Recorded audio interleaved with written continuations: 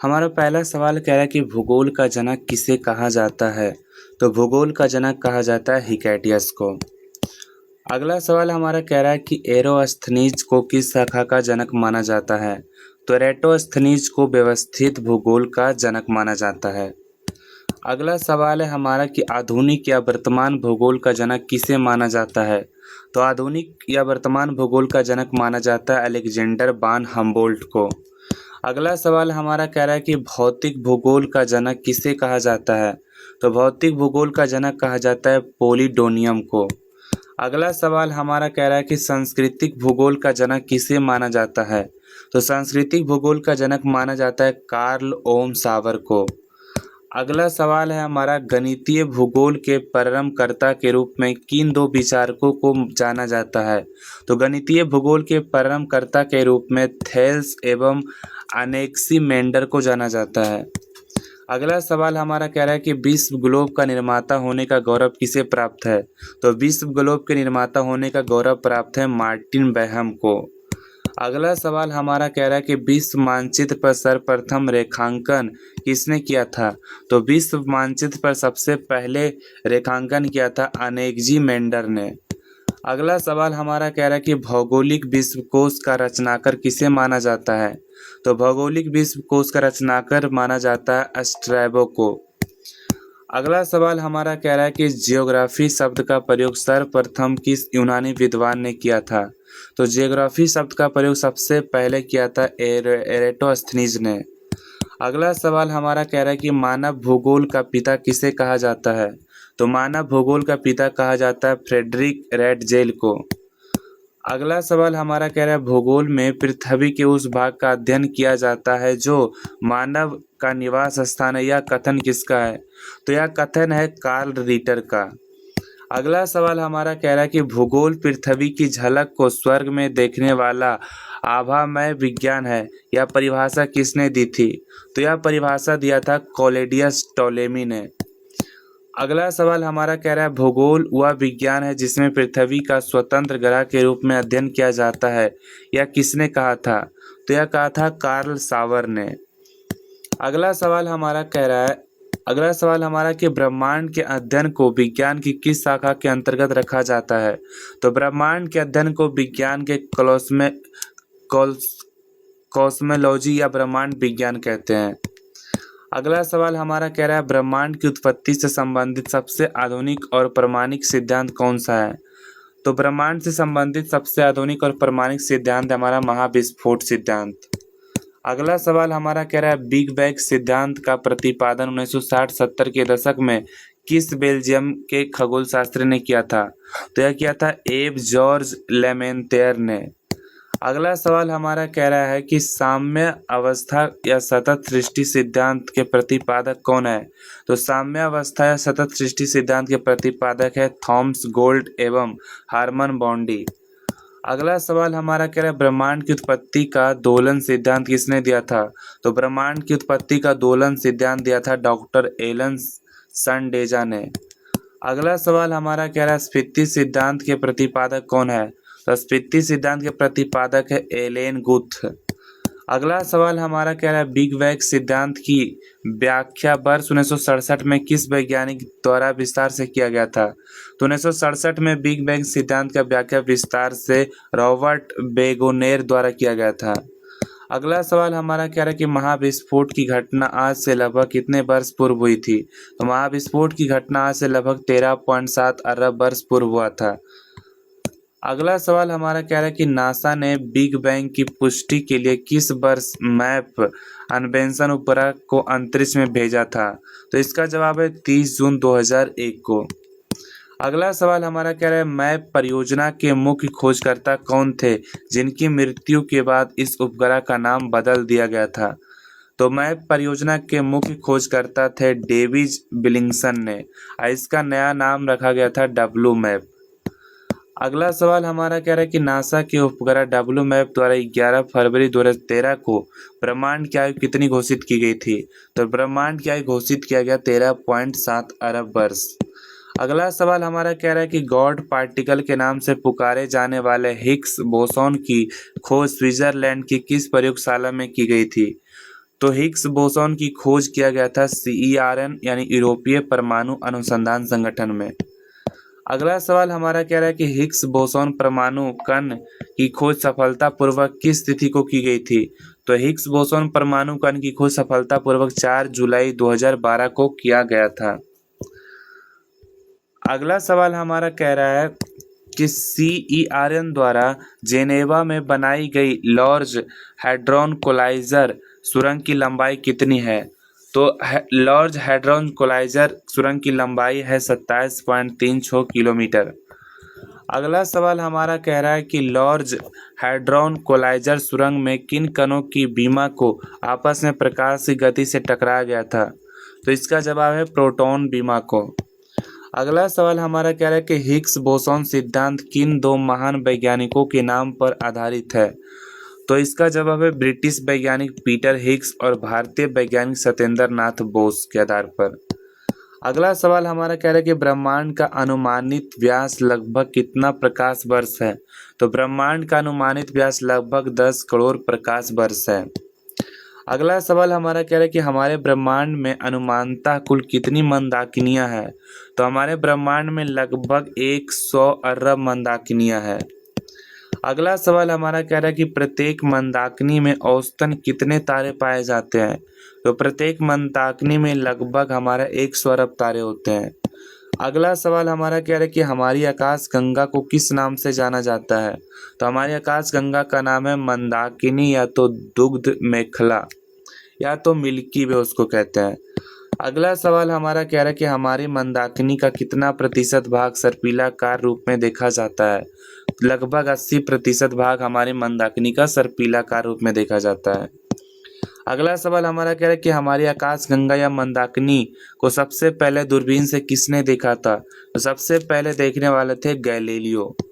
अगला सवाल हमारा कह रहा है कि हमारी मंदाकिनी की सबसे पास स्थित दूसरी पड़ोसी आकाश गंगा को क्या नाम दिया गया है?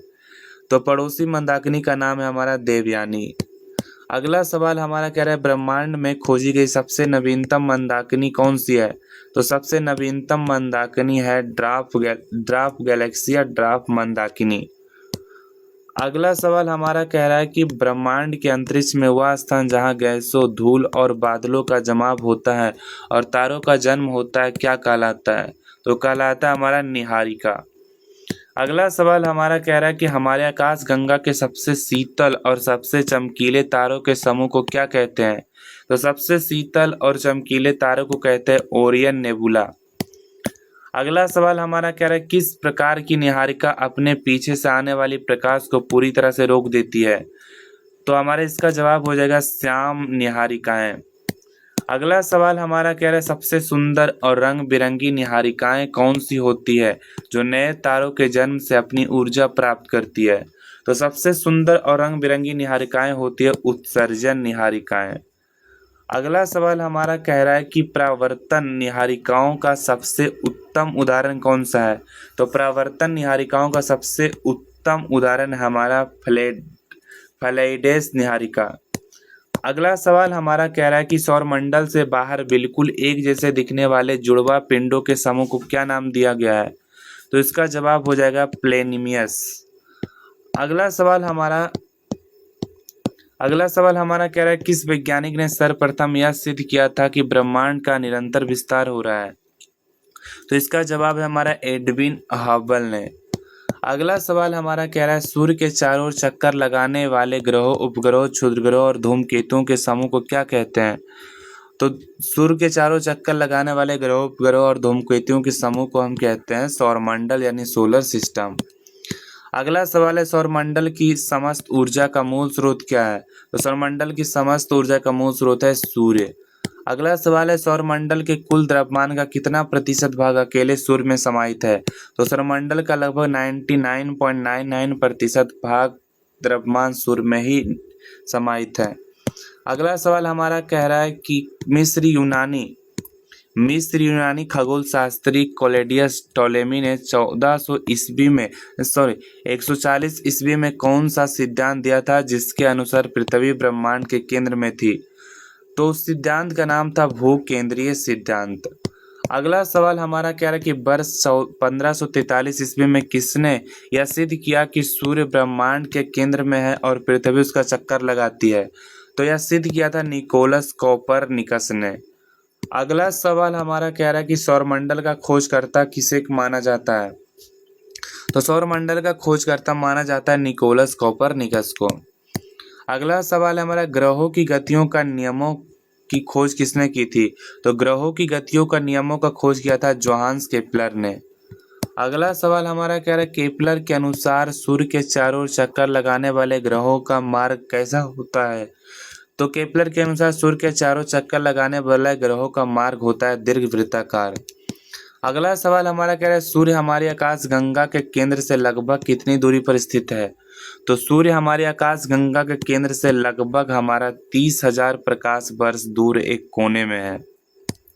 अगला सवाल कह रहा है सूर्य मंदाकिनी के केंद्र के चारों ओर किस गति से परिक्रमा करता है? तो सूर्य मंदाकिनी के चारों ओर 250 किलोमीटर प्रति सेकेंड की गति से चक्कर लगाता है। अगला सवाल है ब्रह्मांड वर्ष की अवधि कितनी होती है? तो ब्रह्मांड वर्ष की अवधि होती है लगभग 25 करोड़ वर्ष, यानी 25 करोड़ वर्ष में ब्रह्मांड का एक वर्ष होता है। अगला सवाल है हमारा सूर्य अपने अक्ष पर किस दिशा की ओर घूर्णन करता है? तो सूर्य पूर्व से पश्चिम की ओर घूमता है। अगला सवाल हमारा सूर्य का मध्य भाग अपने अक्ष पर कितने दिनों में एक चक्कर पूरा करता है? तो सूर्य का मध्य भाग अपने अक्ष पर 25 दिनों में एक चक्कर पूरा करता है, जबकि ध्रुवीय भाग में 35 दिन लगते हैं। अगला सवाल कह रहा है सूर्य क्या है, एक ग्रह, उपग्रह, तारा? तो सूर्य एक हमारा तारा है। अगला सवाल हमारा कह रहा है कि सूर्य के रासायनिक संगठन में सबसे प्रमुख गैस कौन सी है और उसका प्रतिशत कितना है? तो सूर्य में सबसे ज्यादा हमारा गैस है हाइड्रोजन, जिसका प्रतिशत है हमारा 71%। अगला सवाल है हमारा सूर्य के रासायनिक संगठन में हीलियम गैस का प्रतिशत कितना पाया जाता है? तो हीलियम गैस का प्रतिशत है हमारा 26.5%। अगला सवाल हमारा कह रहा है सूर्य के केंद्रीय भाग को विज्ञान की किस भाषा में क्या कहा जाता है? तो सूर्य के केंद्रीय भाग को विज्ञान की भाषा में क्रोड कहा जाता है। अगला सवाल है सूर्य के क्रोड का तापमान कितना होता है? तो सूर्य के क्रोड का तापमान होता है 1.5 गुना 10 के पावर 7, यानी हमारा 1.5 गुना 10 के पावर 7 डिग्री सेंटीग्रेड, ये हमारा होता है सूर्य के क्रोड का तापमान।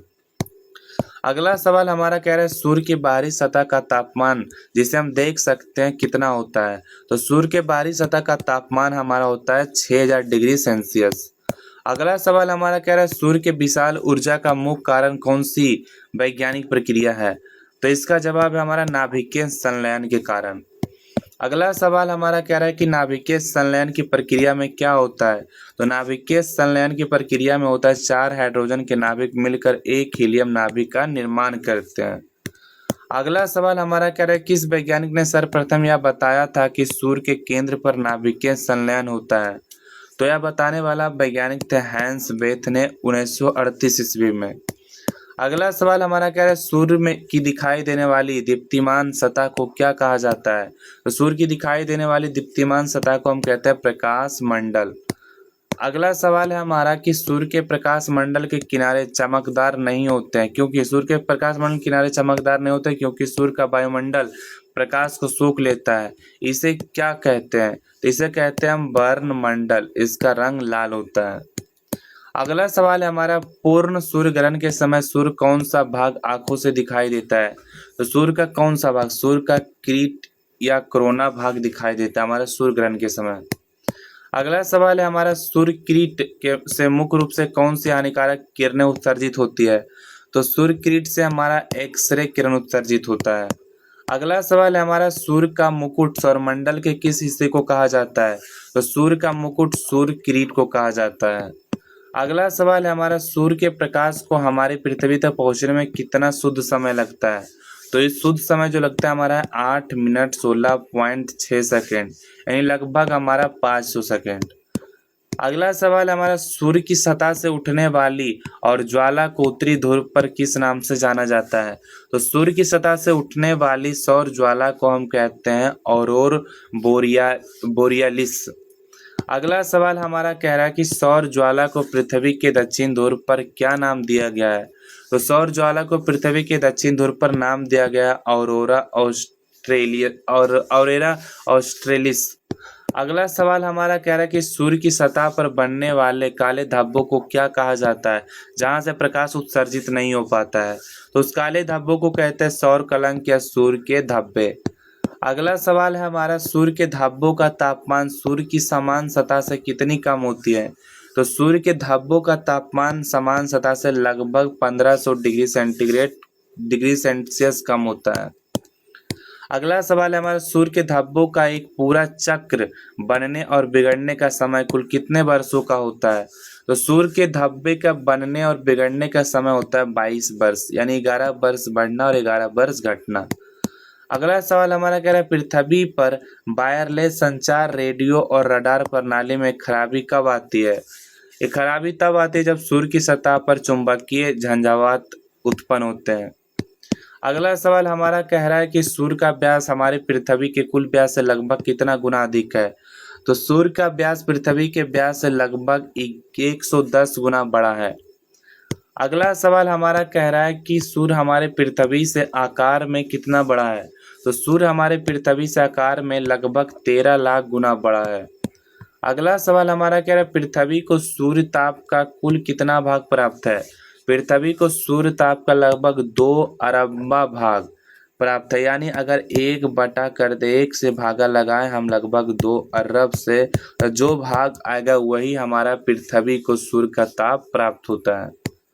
अगला सवाल हमारा कह रहा है, भविष्य में सूर्य द्वारा लगातार ऊर्जा देते रहने का समय कितना अनुमानित किया गया है। तो भविष्य में लगातार ऊर्जा देने का अनुमानित समय हमारा इकाई दाएं सैकड़ा हजार 10,000 लाख 10 लाख करोड़ 10 करोड़ अरब 10 अरब खरब, यानी 1 खरब वर्ष लगभग। अगला सवाल हमारा कह रहा है, सूर्य की अनुमानित वर्तमान आयु कितनी आंकी गई है। तो सूर्य की अनुमानित वर्तमान आयु आंकी गई है हमारा 5 अरब वर्ष। अगला सवाल हमारा कह रहा है कि सौर मंडल का वह कौन सा भाग है जो केवल पूर्ण सूर्य ग्रहण के समय ही दिखाई देता है। तो कोरोना हो जाएगा। अगला सवाल हमारा कह रहा है कि अंतर्राष्ट्रीय खगोल शास्त्रीय संघ की प्राग बैठक के अनुसार ग्रहों की कितने श्रेणियों में बांटा गया है। तो ग्रहों को 3 श्रेणियों में, पहला परंपरागत ग्रह, दूसरा बौना ग्रह, तीसरा हमारा सौरमंडलीय पिंड, लघु सौरमंडलीय पिंड। अगला सवाल हमारा कह रहा है, सौरमंडल के आंतरिक या पार्थिव ग्रह चट्टानों से बने होने के कारण भारी होते हैं, इनमें से कौन सा 4 ग्रह आते हैं। तो यह हमारा हो जाएगा बुध, शुक्र, पृथ्वी और हमारा मंगल। अगला सवाल है हमारा कि बाह्य ग्रह या जोवियन ग्रह जो मुख्य रूप से गैसों से बने होते हैं, उनमें से कौन से ग्रह शामिल है। तो उसमें से ग्रह हमारा शामिल है बृहस्पति, शनि, अरुण और वरुण। अगला सवाल हमारा कह रहा है, आकार के अनुसार सौरमंडल के ग्रहों का सही घटता क्रम क्या है। तो आकार के अनुसार हमारा हो जाएगा सबसे बड़ा बृहस्पति, फिर शनि, फिर अरुण, फिर वरुण, उसके बाद नंबर आता है हमारा पृथ्वी का, उसके बाद शुक्र, मंगल और लास्ट हमारा सबसे छोटा है बुध। अगला सवाल हमारा कह रहा है, सौरमंडल का सबसे बड़ा ग्रह कौन सा है। सौरमंडल का सबसे बड़ा ग्रह हमारा बृहस्पति। अगला सवाल है कि सौरमंडल का सबसे छोटा ग्रह कौन सा माना जाता है। तो सौरमंडल का सबसे छोटा ग्रह हमारा बुध।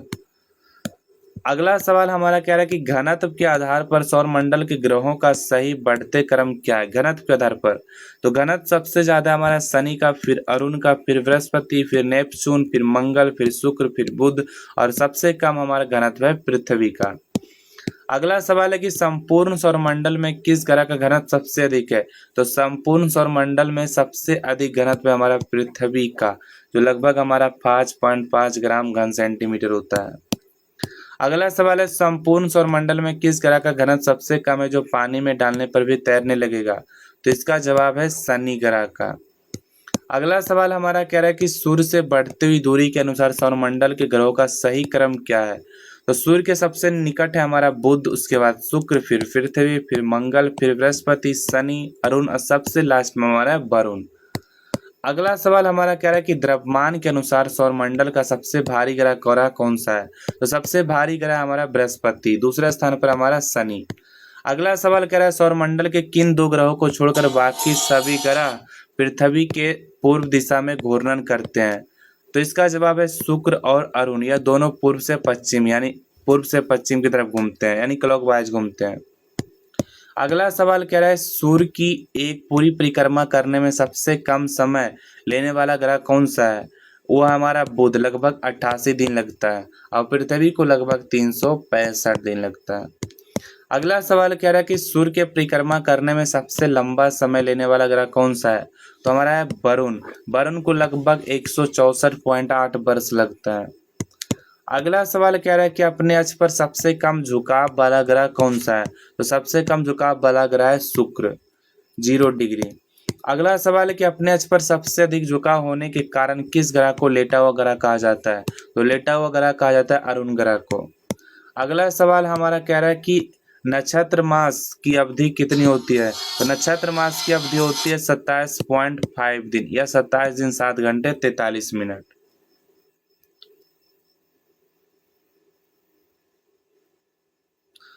अगला सवाल देखिए, अगला सवाल हमारा क्या है कि चंद्रमास या सेनोडिक मास की समय अवधि कितनी मानी जाती है?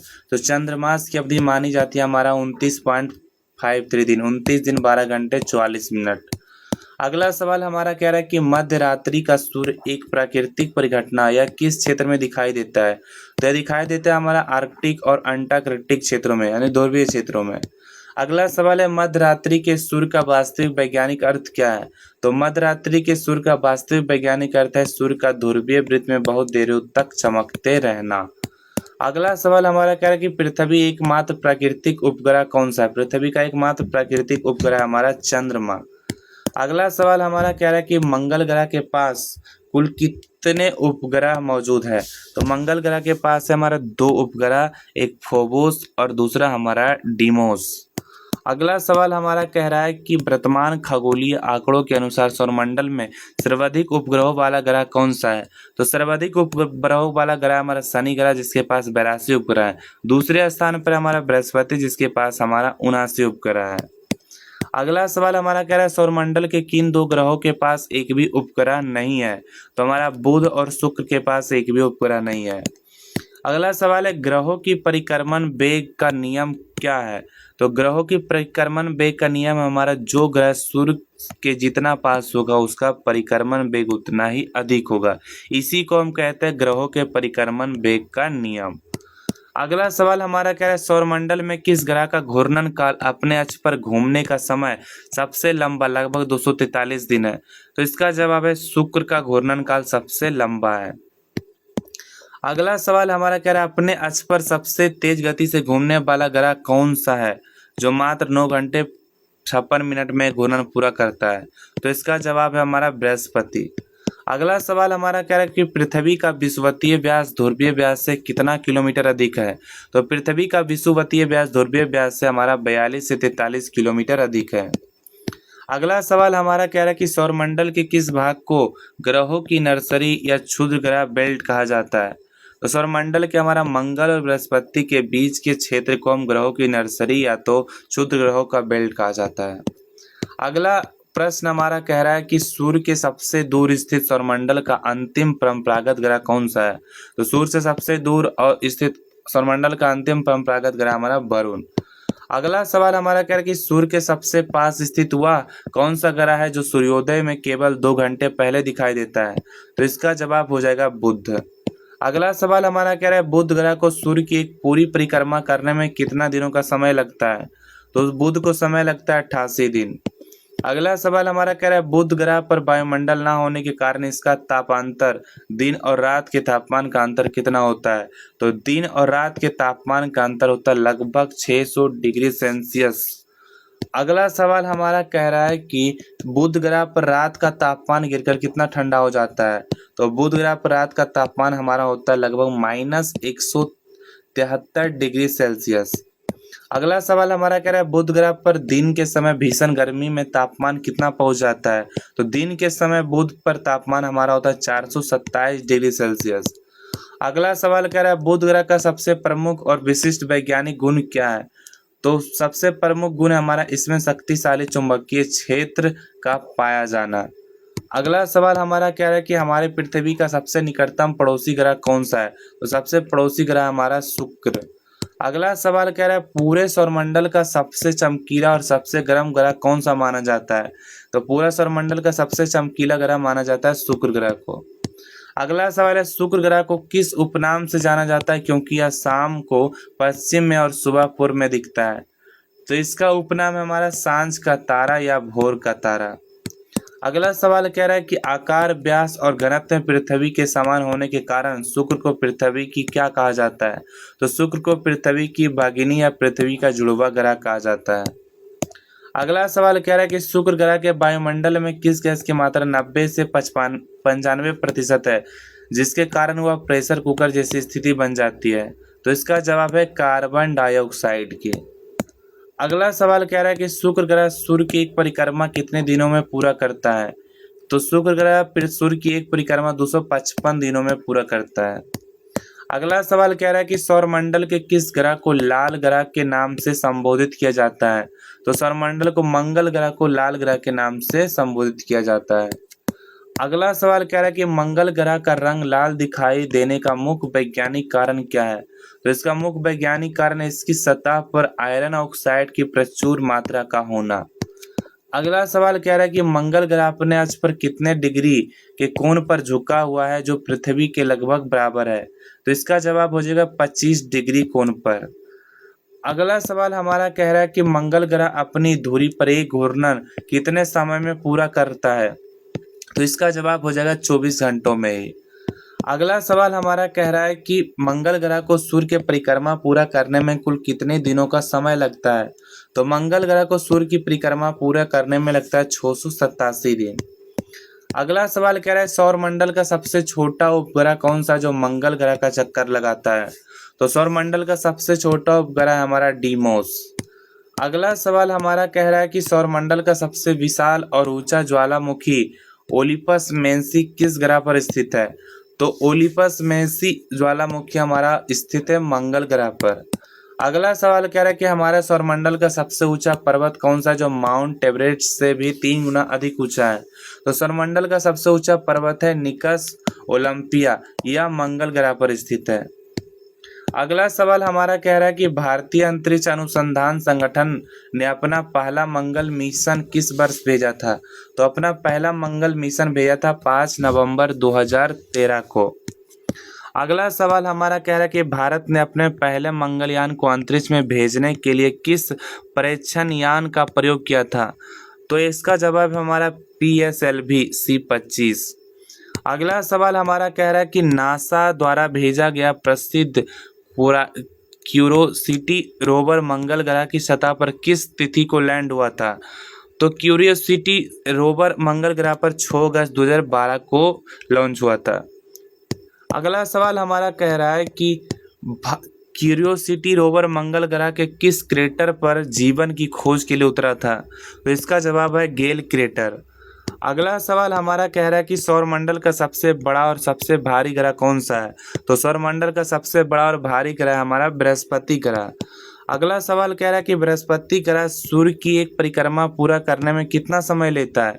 तो बृहस्पति ग्रह सूर्य की एक परिक्रमा पूरा करने में लगभग 12 वर्ष, शुद्ध रूप से 11 वर्ष 11 महीना लेता है। अगला सवाल है पूरे सौरमंडल का सबसे बड़ा प्राकृतिक उपग्रह कौन सा जो बृहस्पति का चक्कर लगाता है? तो पूरे सौरमंडल का सबसे बड़ा उपग्रह हमारा है गैनीमीड।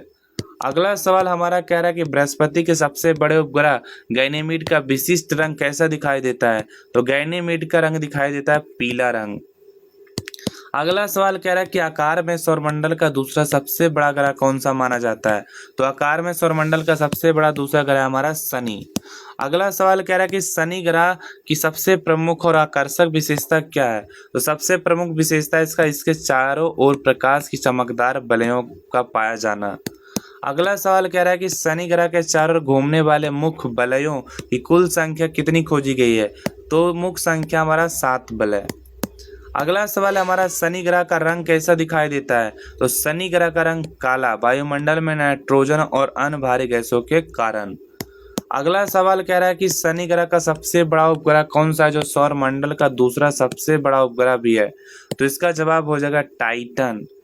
अगला सवाल कह रहा है कि टाइटन उपग्रह की खोज 1665 ईस्वी में किस डच डेनमार्क खगोल शास्त्री ने की थी? तो इसका जवाब हो जाएगा क्रिश्चियन हाइजोन ने। अगला सवाल कह रहा है कि सौरमंडल का वह एकमात्र उपग्रह कौन सा है जिसके पास पृथ्वी की तरह अपना सघन वायुमंडल मौजूद है? तो इसका जवाब हो जाएगा टाइटन। अगला सवाल कह रहा है कि शनि का वह कौन सा विचित्र उपग्रह है जो शनि की कक्षा में घूमने की विपरीत दिशा में परिक्रमा करता है? तो इसका जवाब है फोवे उपग्रह। अगला सवाल कह रहा है कि आकार की दृष्टि से सौरमंडल का तीसरा सबसे बड़ा ग्रह कौन सा है? तो आकार की दृष्टि से तीसरा सबसे बड़ा ग्रह हमारा अरुण। अगला सवाल कह रहा है कि अरुण ग्रह की खोज वर्ष 1781 में किस महान खगोल शास्त्री द्वारा की गई थी?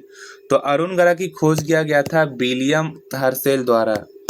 अगला सवाल कह रहा है कि अरुण ग्रह के चारों ओर भी वलय पाए जाते हैं, इसके 5 प्रमुख वलयों के नाम क्या है? तो इसके 5 प्रमुख वलयों के नाम है अल्फा, बीटा, गामा, डेल्टा और एप्सिलॉन। अगला सवाल हमारा कह रहा है कि अरुण ग्रह अपने अक्ष पर पूर्व से पश्चिम घूमता है, यह सूर्योदय किस दिशा में होता है? तो यहाँ सूर्योदय हमारा पश्चिम दिशा में और सूर्यास्त पूर्व में होता है। अगला सवाल हमारा कह रहा है कि अत्यधिक अक्षीय झुकाव के कारण किस ग्रह को लेटा हुआ ग्रह माना जाता है? तो अरुण ग्रह को लेटा हुआ ग्रह माना जाता है। अगला सवाल कह रहा है कि अरुण ग्रह का सबसे बड़ा उपग्रह कौन सा है? तो अरुण ग्रह का सबसे बड़ा उपग्रह है टाइटेनिया। अगला सवाल हमारा कह रहा है कि वरुण ग्रह की खोज 1846 ईस्वी में किस जर्मन वैज्ञानिक ने किया था? तो वरुण ग्रह का खोज किया था जोहान गाले ने। अगला सवाल कह रहा है कि वरुण ग्रह सूर्य के सबसे दूर स्थित है, इसका रंग कैसा दिखाई देता है? तो वरुण ग्रह का रंग दिखाई देता है हरा या हल्का नीला। अगला सवाल कह रहा है कि वरुण ग्रह का रंग हरा दिखाई देने का मुख्य वैज्ञानिक कारण क्या है? तो वरुण ग्रह के हरा दिखाई देने के कारण इसके वायुमंडल में अत्यधिक ठंडी और सघन मीथेन गैसों के बादलों का होना। अगला सवाल कह रहा है कि हमारा कि वरुण ग्रह का सबसे बड़ा और प्रसिद्ध उपग्रह कौन सा है? तो वरुण ग्रह का सबसे बड़ा और प्रसिद्ध उपग्रह है ट्राइटन। अगला सवाल हमारा कह रहा है कि आकार की दृष्टि से हमारी पृथ्वी सौरमंडल का कौन से नंबर का सबसे बड़ा ग्रह है? तो आकार की दृष्टि से पृथ्वी सौरमंडल का 5वां सबसे बड़ा ग्रह है। अगला सवाल कह रहा है जल की प्रचुर मात्रा में उपस्थिति के कारण अंतरिक्ष से देखने पर पृथ्वी किस रंग का दिखाई देता है? तो अंतरिक्ष से देखने पर पृथ्वी हमारा नीले रंग की दिखाई पड़ता है। अगला सवाल हमारा कह रहा है कि पृथ्वी अपने अक्ष पर कितने डिग्री के कोने पर झुकी है? तो पृथ्वी अपने अक्ष पर 23.5 डिग्री को झुकी हुई है। अगला सवाल हमारा कह रहा है कि पृथ्वी का अक्ष उसके कक्षतल के साथ कितने डिग्री का कोण बनाता है? तो पृथ्वी का अक्ष उसके कक्षतल से लगभग 66.5 डिग्री का कोण बनाता है। अगला सवाल है पृथ्वी का विषुवतीय व्यास कुल कितने किलोमीटर लंबा है? तो पृथ्वी का विषुवतीय व्यास हमारा 12,756 किलोमीटर लंबा है। अगला सवाल कह रहा है कि पृथ्वी का ध्रुवीय व्यास कितने किलोमीटर आंका गया है? तो पृथ्वी का ध्रुवीय व्यास है 12,714 किलोमीटर। अगला सवाल है पृथ्वी के व्यास की सबसे पहली सटीक गणना किस यूनानी ग्रीक वैज्ञानिक ने की थी?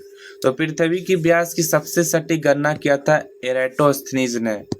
अगला सवाल कह रहा है कि पृथ्वी को अपने अक्ष पर एक पूरा चक्कर लगाने में कितना शुद्ध समय लगता है? तो शुद्ध समय हमारा 23 घंटा 56 मिनट 4 सेकेंड।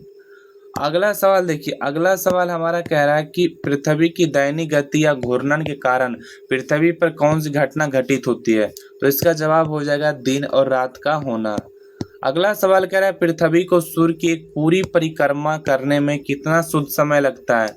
तो पृथ्वी को सूर्य की एक पूरी परिक्रमा करने में 365 दिन 5 घंटे 48 मिनट 40 सेकेंड यानी लगभग 365 दिन 6 घंटे का समय लगता है। अगला सवाल हमारा कह रहा है पृथ्वी की वार्षिक गति या परिक्रमण गति के कारण पृथ्वी पर क्या प्रभाव पड़ता है? तो इसका जवाब हो जाएगा ऋतु परिवर्तन का होना। अगला सवाल कह रहा है सूर्य के बाद हमारे पृथ्वी का सबसे नजदीक तारा कौन सा माना जाता है? तो सूर्य के बाद पृथ्वी का सबसे नजदीक तारा है प्रोक्सिमा सेंचुरी।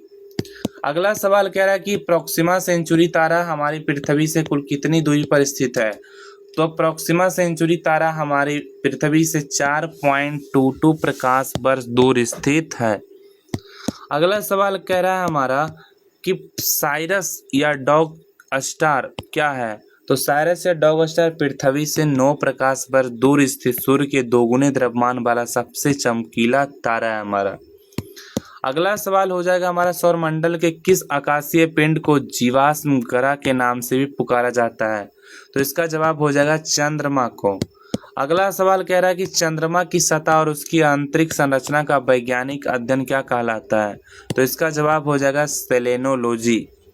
अगला सवाल कह रहा है हमारा, चंद्रमा पर स्थित सौरमंडल का सबसे ऊंचा पर्वत कौन सा है और यह कहाँ स्थित है। तो इसका जवाब है लेबनिटज पर्वत। यह चंद्रमा के दक्षिण ध्रुव पर स्थित है और इसका ऊंचाई लगभग है 35,000 फीट। अगला सवाल हमारा कह रहा है, चंद्रमा को पृथ्वी का एक पूरा चक्कर लगाने में कुल कितना समय लगता है। तो इसका जवाब है 27 दिन 8 घंटे। अगला सवाल कह रहा है, पृथ्वी से खड़े होकर हम चंद्रमा की सतह पर अधिकतम कितना प्रतिशत भाग देख सकते हैं। तो पृथ्वी से खड़ा होकर चंद्रमा का लगभग 57% भाग देख सकते हैं। अगला सवाल है, चंद्रमा के प्रकाश को पृथ्वी की सतह तक पहुंचने में कितना समय लगता है। तो चंद्रमा के प्रकाश को पृथ्वी तक पहुंचने में 1.3 लगभग हमारा 1.28 सेकेंड लगता है। अगला सवाल कह रहा है, चंद्रमा और पृथ्वी के बीच औसत दूरी कुल कितने किलोमीटर है। तो चंद्रमा और पृथ्वी के बीच की दूरी है 3,84,365 किलोमीटर। अगला सवाल कह रहा है कि जब चंद्रमा पृथ्वी के सबसे पास आ जाता है तो उस स्थिति को क्या कहते हैं जिसमें चांद बहुत बड़ा दिखता है। तो इसका जवाब हो जाएगा सुपर मून या पेरिज फुल मून। अगला सवाल कह रहा है कि हमारा चंद्रमा पर वह कौन सा ऐतिहासिक धूल का मैदान है जहां इंसानों ने पहली बार कदम रखा था। तो इसका जवाब हो जाएगा सी ऑफ ट्रैंक्विलिटी, शांति का सागर। अगला सवाल हमारा कह रहा है कि एक ही कैलेंडर महीना में जब 2 पूर्णिमाएं आती है तो दूसरी पूर्णिमा को चांद को क्या कहते हैं। तो दूसरी पूर्णिमा को चांद को कहते हैं ब्लू मून। अगला सवाल कह रहा है कि हमारा क्षुद्र ग्रह सौरमंडल के किन 2 ग्रहों की कक्षाओं के बीच सूर्य की परिक्रमा करते हैं। तो इसका जवाब है मंगल और बृहस्पति की कक्षाओं के बीच। अगला सवाल कह रहा है कि खगोल शास्त्री के अनुसार क्षुद्र ग्रहों का निर्माण कैसे होता है। तो क्षुद्र ग्रहों का निर्माण होता है ग्रहों के विस्फोट के बाद टूटे हुए टुकड़े और मलबों से। अगला सवाल है, सौरमंडल का एकमात्र ऐसा कौन सा क्षुद्र ग्रह है जिसे नंगी आंखों से साफ साफ देखा जा सकता है। तो इसका जवाब हो जाएगा चारवेस्टा। अगला सवाल हमारा कह रहा है कि धूमकेतु या पुच्छल तारे की पूंछ हमेशा किस दिशा की ओर होती है। तो इसका जवाब हो जाएगा सूर्य से दूर यानी विपरीत दिशा में। अगला सवाल कह रहा है कि सौरमंडल का प्रसिद्ध हेली पुच्छल तारा कितने वर्षों के निश्चित अंतराल के बाद दिखाई देता है। तो इसका जवाब हो जाएगा 76 वर्ष अंतराल पर। अगला सवाल कह रहा है कि हेली पुच्छल तारा पिछली बार वर्ष 1986 में दिखा था।